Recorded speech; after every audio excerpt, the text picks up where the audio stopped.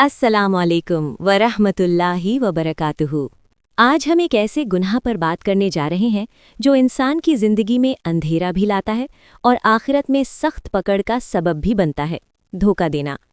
किसी का भरोसा तोड़ना सिर्फ एक गलती नहीं बल्कि अल्लाह के नज़दीक बहुत बड़ा जुल्म है। नबी सल्लल्लाहु अलैहि वसल्लम ने फरमाया, जो धोखा दे वो हम में से नहीं। सोचिए, जब अल्लाह के रसूल ने इतनी सख्त बात कही है तो धोखा देने का अंजाम कितना भयानक होगा। इस वीडियो को आखिर तक ज़रूर देखें। अगर बात पसंद आए तो लाइक और शेयर करें और हमारे चैनल रोशनी का सफ़र को सब्सक्राइब करना बिल्कुल न भूलें।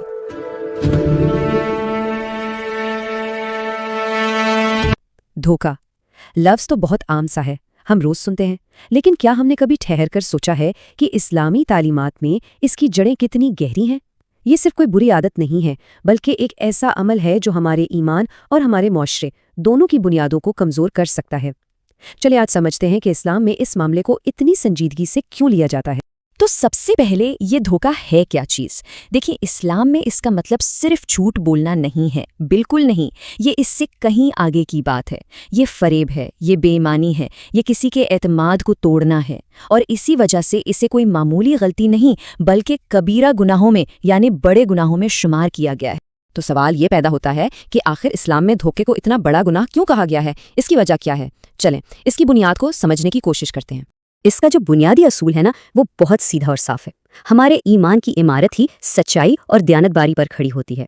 जब कोई धोखा देता है तो वो असल में सिर्फ किसी दूसरे इंसान को नुकसान नहीं पहुंचाता, बल्कि वो अपने ईमान की बुनियाद को ही चोट पहुंचा रहा होता है। जाहिर है ये अमल अल्लाह की नाराजगी का सबब बनता है और रूह को अंदर से बीमार कर देता है। चलिए अब देखते हैं कि इस मामले में अल्लाह और उसके रसूल सल्लल्लाहु अलैहि वसल्लम का वाज़ेह हुक्म क्या है। आइए सीधा कुरान और हदीस की तरफ चलते हैं, जो हमारे लिए रहनुमाई का असल सरचश्मा है। कुरान का हुक्म यहाँ बिल्कुल साफ है। अब ये आयत खास तौर पर नाप तोल के बारे में है, ठीक है, लेकिन इसका पैगाम सिर्फ वहीं तक महदूद नहीं है। जरा सोचकर देखें, किसी को भी उसका हक कम देना, चाहे वो बिजनेस हो, कोई रिश्ता हो या कोई वादा, ये सब धोखे की ही अलग अलग शक्लें हैं और ये इंसाफ के बुनियादी उसूल के खिलाफ है। और फिर नबी अकरम सल्लल्लाहु अलैहि वसल्लम का ये फरमान सुने, इससे ज्यादा सख्त बात और क्या हो सकती है? जिसने धोखा दिया वो हम में से नहीं। ये सिर्फ ये कहना नहीं है कि मुझे बुरा लगा, नहीं, ये तो सीधा सीधा ईमान वालों की जमात से अलग कर देने वाली बात है। इससे बढ़कर वार्निंग और क्या होगी? तो फिर इस रास्ते पर चलने का अंजाम क्या होता है? धोखा देने वाले को दुनिया में क्या मिलता है और आखिरत में उसका क्या होगा? चलें अब इसके नताइज पर एक नज़र डालते हैं। धोखे का अंजाम आप देखें 3 अलग अलग सतहों पर सामने आता है। सबसे पहले तो दुनिया में ही लोगों का भरोसा उठ जाता है, और एतमाद से बड़ी दौलत क्या है? फिर आखिरत का मामला, वहां तो सख्त हिसाब किताब होना ही है। और तीसरी और शायद सबसे अहम बात, धोखे से जो भी माल कमाया जाता है ना, उसमें बरकत नहीं रहती। वो दिखने में लाखों करोड़ों हो सकता है, लेकिन असल दिल का सुकून वो कभी नहीं दे सकता। और हाँ, धोखा कोई एक चीज नहीं है, इसकी बहुत सी शक्लें हैं। ये हमारी जिंदगी के हर हिस्से में अलग अलग रूप में आ सकता है। चले इसकी कुछ आम मिसालों पर नजर डालते हैं। सबसे आम मिसाल तो बिजनेस में मिलती है ना? खराब चीज को अच्छा बोलकर बेच देना या किसी चीज की असली कीमत छुपाकर गलत मालूमात देना, ये तो बिल्कुल सीधा सादा धोखा है। लेकिन बात सिर्फ पैसों या माल की नहीं है।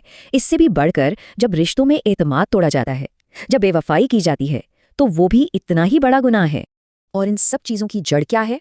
एक लफ्ज, झूठ। बिल्कुल सीधी सी बात है, जब हमारी जुबान से सच निकलना बंद हो जाता है, बस वहीं से हर किस्म के धोखे का दरवाजा खुल जाता है। यही चीज माली मामलात यानी पैसों के लेन देन पर भी आती है। कर्ज लेते वक्त या देते वक्त बेईमानी करना, इस्लाम ने इससे भी सख्ती से मना किया है।